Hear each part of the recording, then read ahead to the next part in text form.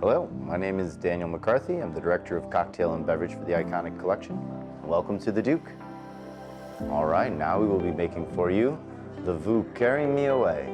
Spin on a classic Vieux Carré, cocktail out of New Orleans. Tri-based cocktail, and this one features in particular Martell's Blue Swift. So we're gonna start with a hefty pour of our beautiful cognac base, about 1.5 ounces. We're then gonna come back in with some overproofed rye whiskey. We're gonna start with a 1/2 ounce in right now, and we got more plans for this in a minute.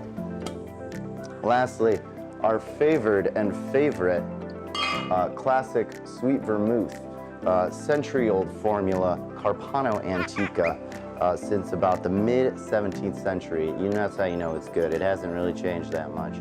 We're gonna match our rye whiskey amount with our sweet vermouth. And then lastly, for our Valentine's Day special, we're also gonna add a fun little bittering agent that adds a nice bit of splash of color.